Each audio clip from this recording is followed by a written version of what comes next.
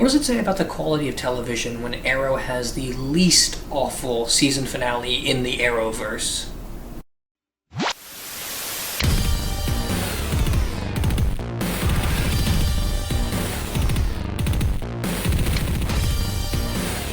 Hey everybody, welcome back to another episode of Arrow. We are talking about today the Season 4 finale of Arrow. The episode is titled Schism, because there is a schism that happens towards the end, and it's kind of tacked on and rushed, and it's weird that you name an episode after like 5 minutes of the ending, but whatever. So basically what we have here is we pick up from the events of last week's episode where Damien Darhk shows up at Felicity's house and is about to choke out Donna, who is Felicity's mother. And if you're a sane human being, then you know that moment where Damien Darhk is literally sucking the life out of her and you see her face gray and lose the light and she's about to die. That is the happiest moment of this entire season. Oh, I loved it. I was so ready for her to like have her neck snapped or have her like just lay there as a lifeless husk. I was watching this on my TV and I DVR'd it, so I paused it right there just to make sure I could look at the glow from her eyes slowly fade away. And then she lived. And that kind of bummed me out. But anyway, so we open up with that, and essentially Damien Darhk now knows everything, and so he's choking out Felicity's mom, and Felicity's like, no, I won't help you, but oh no, you're going to kill my mom, and what do I do? And then Thea shows up while Oliver is battling Damien Darhk, and she's got like Damien Darhk's child there next to her, saying that she's going to kill her if Damien Darhk doesn't stop. And then Damien Darhk, like a moron, says, okay, fine, you win, and then let's go of Oliver, who's about to be choked to death, and takes Felicity's computer and runs off. Now, the plan here was take Felicity's computer and run off so you can use the kind of anti-hack whatever thing she created to stop the Rubicon device and stop it so that you can actually use it and fire your nukes everywhere. And this guy's magic, right? Like, he can stop bullets in mid-air because he's magic. So like his reaction time is insane. His powers are insane and unexplained, but insane nonetheless. And Thea's just standing there with his kid, and you're telling me he can't just like force choke her or something? I don't understand why he's like all panicked. And considering the fact that his family is completely wasted, that we throw them in to this series around the mid-season finale to like, I don't know, give us this big kind of Kevin Smith onomatopoeia type of plot twist where they're supposed to like, oh my god, this bizarre force of nature has a family, he's a human being, it deepens his psychology, and it doesn't at all, because his wife is evil and his kid is non-existent. She's just kind of there and says like, I can guarantee you that the amount of dialogue she has in this whole season, you could probably count on one hand. She's completely pointless. And I don't know what I'm supposed to be feeling in that scene, because on the one hand, there's no emotional reaction because the kid and the family don't matter and Damien Darhk is a dumb villain. And then on the other hand, our good guys are going to save the day by threatening a small child. Let that sink in, and we'll come back to that point. So Damien Darhk gets his thing, and then all hell breaks loose, and he's firing his nukes, and then Team Arrow is under attack by a team of ghosts, and there's a thing here where Diggle pauses because he's in the middle of fighting these ghosts, and he thinks of his brother who he murdered in cold blood, and then Oliver and everyone's trying to like devise a plan to stop these nukes, and Felicity and Curtis conveniently come up with a way to not disarm them, but like to redirect them. But while that's going on, while Team Arrow was under attack and while the nukes were being launched, the entire city plunged into chaos. And plunging into chaos, we're talking about like looting and people destroying everything and people like knowing it's the end times. And Oliver is all but given up, and he blames himself for everything, and he has no idea what to do now, and he's just kind of monosyllabic at this point, and then Curtis gives him this rousing speech of after 3 terrorist attacks, him and his husband decided to stay in Starling City, and that they had hope because of a Green Arrow speech and all that. And so Oliver basically regurgitates that speech in Oliver Queen as clothing as opposed to Arrow clothing to a bunch of people in the middle of the city that are attacking each other, and it's televised all over the place. It's through the radio, and everyone hear Oliver Queen's message of hope and peace, and that we'll make it through this. Now, here's the thing. When there are nuclear missiles headed for every conceivable location on the planet, and you are in the city where the first one is about to strike, and you've been through 3 terrorist attacks, and every time your city elects a new mayor, they get killed or targeted for assassination or shot at, and you're standing there, and you've just kind of lost it, because who cares at this point? You're just looting like crazy. The first thing you want to hear that will calm you down is a rich guy who used to be a politician. Because, people can relate to that. That when I'm angry and destroying things, the one thing that I will listen to is a rich guy who used to be a politician. Let that sink in as well. We will get to that towards the end. So Oliver calms everyone down for whatever conceivable stupid reason, and then Felicity and Curtis are able to stop the nuke from going then, but then conveniently that nuke must have been going at like light speed or something, because all the other nukes have still not hit anything, and they still have time to stop them, and so they come up with a way to stop them. In the meantime, while we're doing this, we have more stuff with Donna and Lance, and they come back into the city, despite Felicity saying that she wants you out of blast radius because of Oliver Queen's speech. There's basically like a full-on assault at this point, and what we eventually get to is this meeting in the street where they track down where Damien Dark is after they were able to like divert all the missiles and send him into space and make him explode there. They track down Damien Dark to a warehouse, and they're about to attack him. And when they attack him, it's just Oliver versus Damien Dark. And the fight kind of bleeds out into the streets. And when you get there, you have all of the people of the city, everyone in that area at least, defending Green Arrow.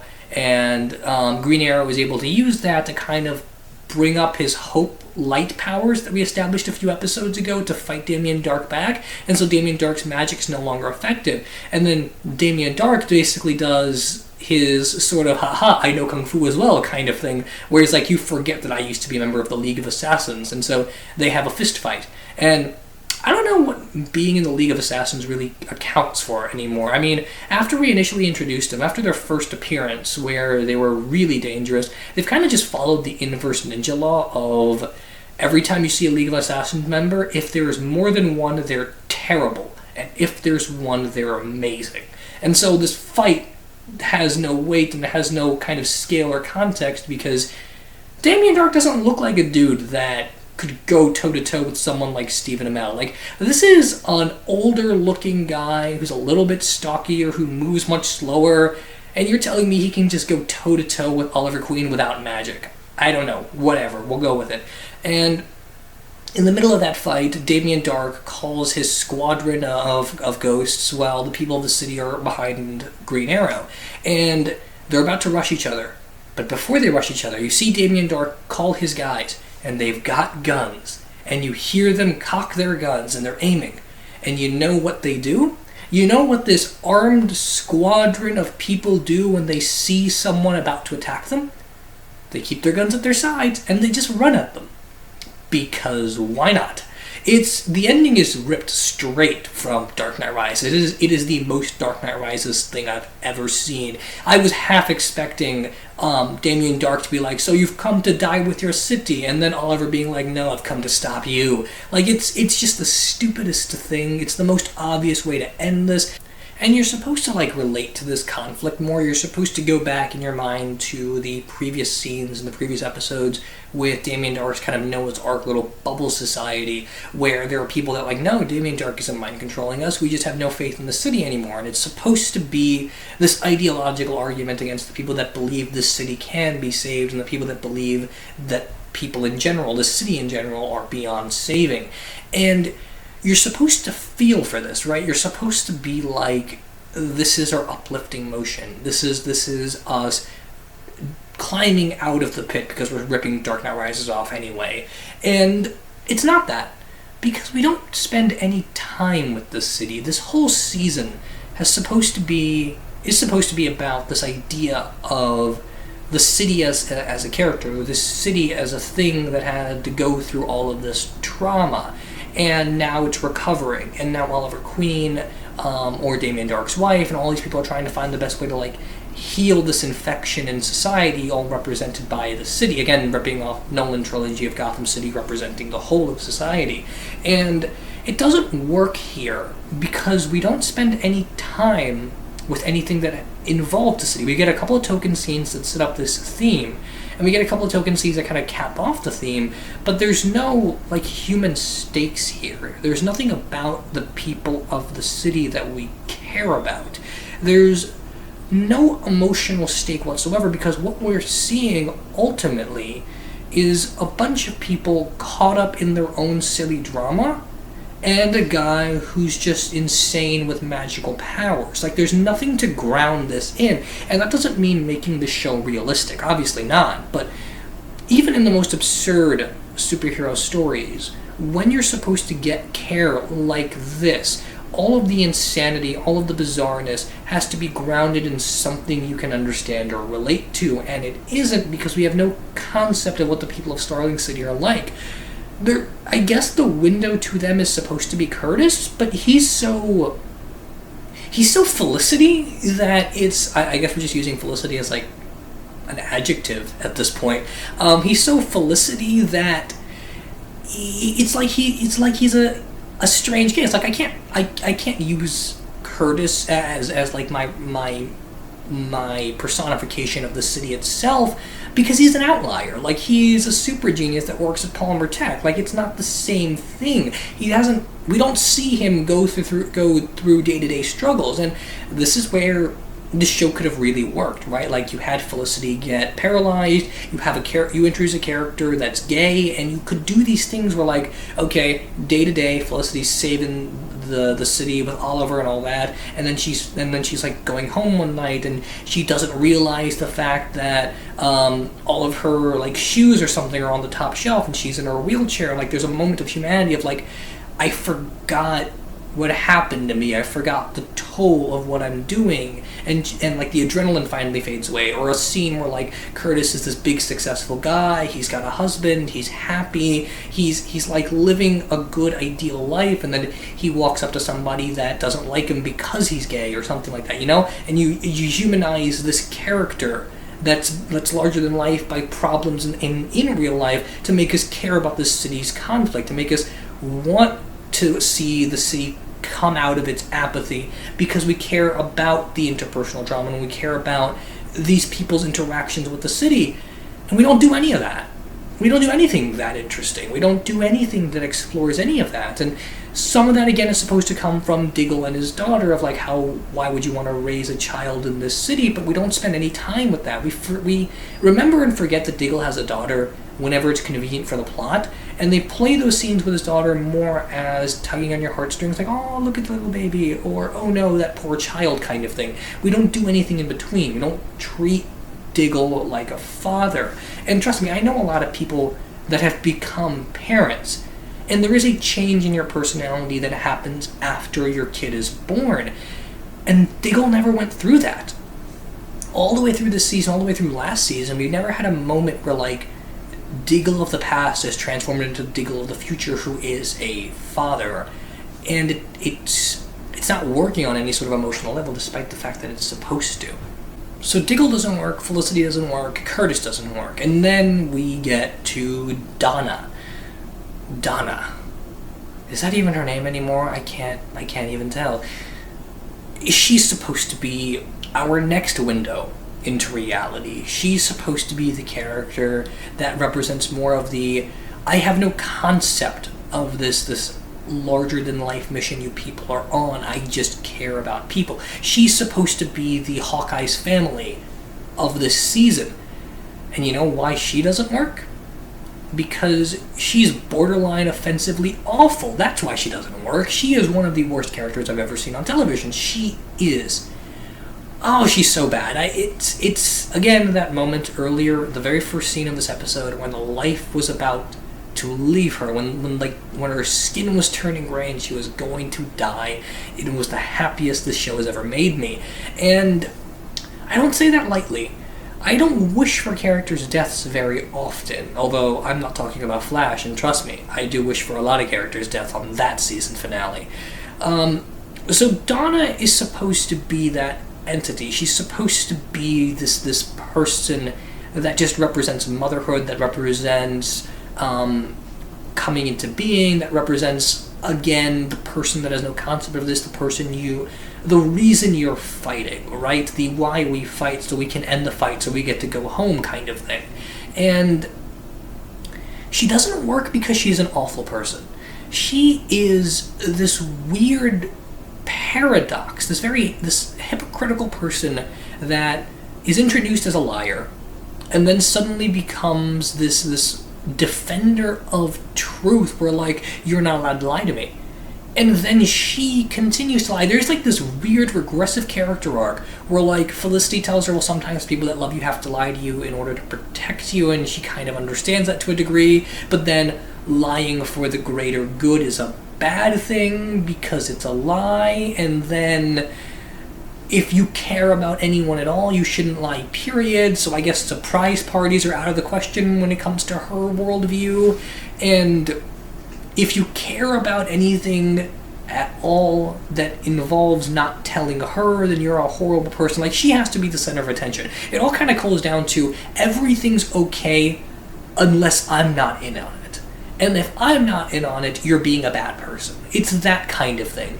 And there's been moments here and there where like we've sort of criticized her in the show as being like this out-of-touch airhead person, and Felicity's supposed to ground her, but Felicity is also an out-of-touch airhead non-personality, so that doesn't really work. And like she's like this exaggerated stereotype of I don't even know of what. She is just this weird drama queen type character, and I don't understand why I'm supposed to care about her, why I'm supposed to not want Damien Dark to snap her neck, aside from the fact that she is one of our principal characters and therefore we should care about them, just based on principle.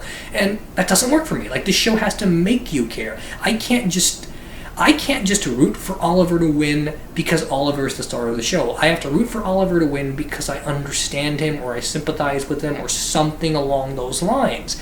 And you don't get that with any of these characters, especially not Donna, who you wish regularly for her to die.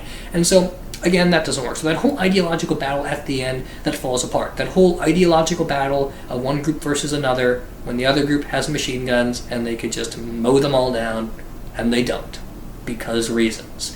And so that whole thing feels really anticlimactic, and there's a lot of like cheering Green Arrow on, a lot of cheering Oliver Queen on, a lot of like, for everything bad that you've done, here is your validation kind of thing. And then there comes the final moment in that fight. And before we get to that final moment in that fight between Damien Dark and Oliver, I want to quickly touch on the flashbacks, because this thematically feeds into what we're talking about here, and thematically feeds into the schism that happens at the end.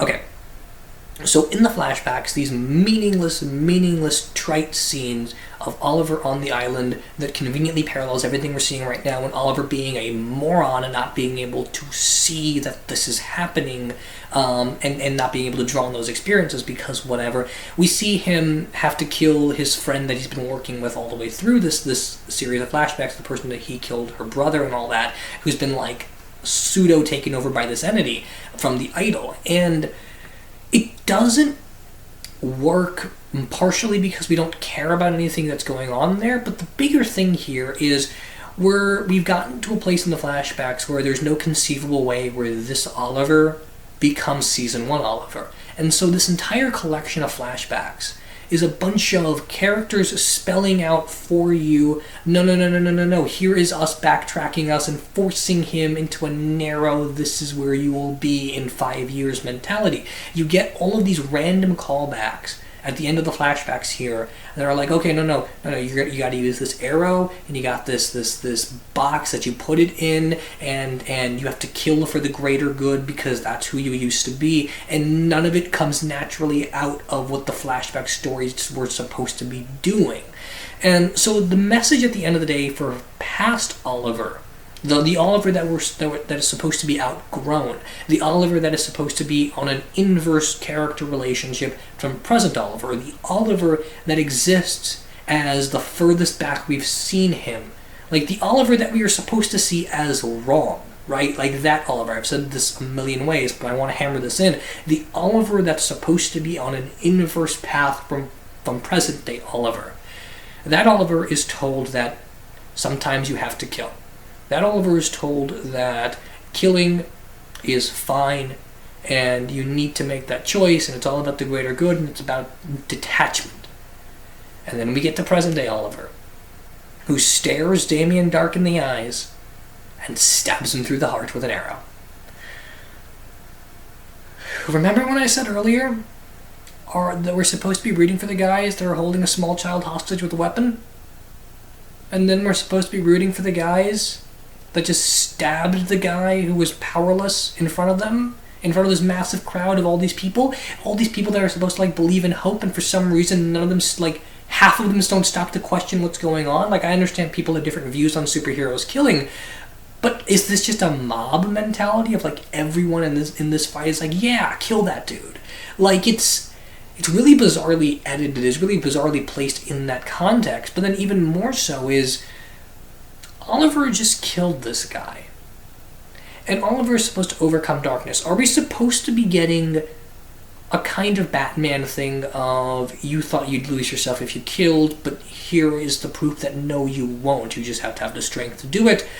And if that's the case, how are we connecting this to Season 2 Oliver, who didn't want to kill because of the memory of his dead friend, and how that doesn't actually solve any problems, it simply escalates them? And how does that solve the problem of Damien Dark actually having a point in that these people don't deserve to be saved? How does killing Damien Dark tell the people that think the city is beyond saving that it's worth saving?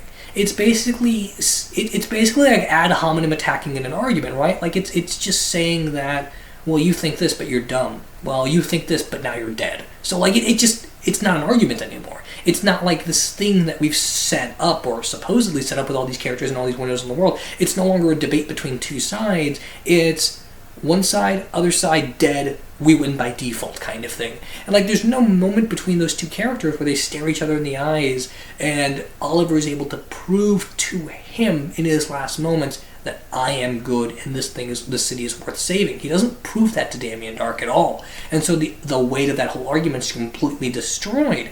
And part of the issue is that they do talk to each other, but they don't talk about anything meaningful. And so I'm not against superheroes killing on principle. At the same time, though, if you're going to have your hero kill, you need to be able to set up that moment with more emotional gravitas than that, especially with a character that flip-flops on killing constantly, to the point where I have no idea why killing Damien Dark is a big decision when you just regularly murder the crap out of bodyguards. It's very inconsistent, and it's kind of the Zack Snyder thing of action scenes are non-canonical or something. It's very, very bizarrely placed right in the center of that fight, and the whole us versus them thing just doesn't work. It's exactly like Dark Knight Rises, where Catwoman blows the crap out of Bane with the bat pod, and we're supposed to be okay, cool, so no killing, I guess that's off temporarily kind of thing. And so that whole thing just ends on a very sour note, and then we get to the end of the episode, two final scenes basically. One where the schism happens of Lance loses his job because he knew his daughter was Black Canary, so him and Felicity's devil-worshipping mother decide to go have a vacation for a few months, and then at the same time Thea's I just hopped out of a Lazarus pit and then turned into Speedy, so I need more space, and she decides to go away, and Curtis is gone, I guess. I don't know what's up with him. Malcolm Merlin shows back up in this episode to just conveniently start helping Team Arrow for whatever reason, and then he's gone. And then Diggle is I used to anchor you, but now you anchor me, and I gotta go figure things out now that I've killed my brother in cold blood, and then he goes away. And then Oliver is put in charge as mayor of the city in the interim while there's a general election to be held in August. So I guess when the season 5 premiere shows up, we'll know whether or not Oliver is actually mayor of the city again. And then Felicity is the only one left remaining by his side because we need to pander to the All-Licity crowd for whatever reason. And so they're just like left standing there next to each other, staring at their costumes while we zoom out and end the episode. So here's the other big thing. This episode is one of those situations where clearly there's a time crunch and clearly there's a bunch of insane things that are happening, so you put all your emotional baggage aside and just go. Yet, for some reason, we keep intercutting like important, dude, there's a missile headed right for us scenes with like, no, we have to talk about a relationship kind of thing. Like, it's almost like an SNL skit where like you're sitting there at the bad guy's lair with a gun pointed at your head, but you're like, just hang on a sec, don't shoot me yet. I gotta talk to him about like last night or something like that. It doesn't make any sense. It's this very bizarre thing of like these characters stop to be reflective at the worst possible time, and then for some reason all of them just get in a circle and each one by one are like, okay, here's my speech about what I learned at the end of the day. Wheel of morality, turn. Tell me the lesson that I should learn. I'm going away. Next guy spins the wheel of morality, goes away. Next guy spins the wheel of morality, goes away, and then it's over. Like it's one of those things where like you spliced in segments where this character stuff is supposed to happen, and then you like end load it with all of this really random scenes of characters supposedly learning lessons that we didn't actually progress to in the first place. And so Oliver's kind of left alone to deal with the fact that he killed somebody, despite that not really being much of like a moral or ethical or like psychological issue with the way it's been set up. And Felicity's there, because why not? So that basically ends out Arrow Season 4. There's a lot wrong here. Damien Dark's entire plan doesn't make any sense. The whole group of people that he was working with all proved to be completely meaningless. Malcolm Merlyn proves to be meaningless. Thea's boyfriend proves to be meaningless. Damien Dark's family proved to be meaningless. The flashbacks proved to be meaningless. Vixen showing up proved to be meaningless. The idol proves to be meaningless. Just Diggle having a kid proves to be meaningless. Curtis showing up proves to be meaningless. Just everything. Diggle's brother ends up being meaningless. Like, so much of this is just, if this was 5 episodes, you'd maybe have something here, but it's not. It's 23. So none of this ultimately builds or works on top of each other. It's a really bad season of television. I don't know if it's quite as bad as Arrow Season 3. It's up there, though. It might be just as bad, and it's not worse. I don't think it's worse, but it might be just as bad as Arrow Season 3. But having watched Captain Logan talk about Legends of Tomorrow, I see that Legends of Tomorrow had a much worse finale. And having watched The Flash, I can tell you that The Flash's season finale is probably one of the worst pieces of garbage I've ever seen, and that's in a year with Batman vs. Superman. So, yeah, Arrow may have had a really bad finale. It's nowhere near Flash levels of bad. So, I mean, I guess I'd recommend it more than the other CW shows, or I would recommend just watching iZombie instead. I feel like at this point, if you don't like this show anymore, just stop.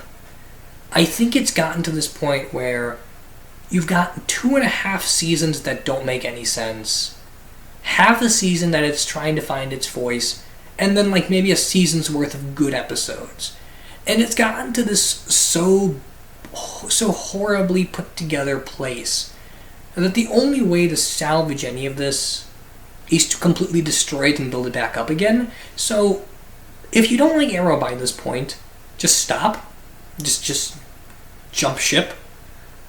If you do like Arrow, then nothing I say is really going to change your mind at this point, because it's all just building on things I've already talked about. If you're like me, and you have that absurd Lewis Black kind of optimism where maybe today I get up and it's the day the Arrow starts making sense, if you have that, then I'd stick around for season 5, because I think maybe they can pull themselves out of the gutter.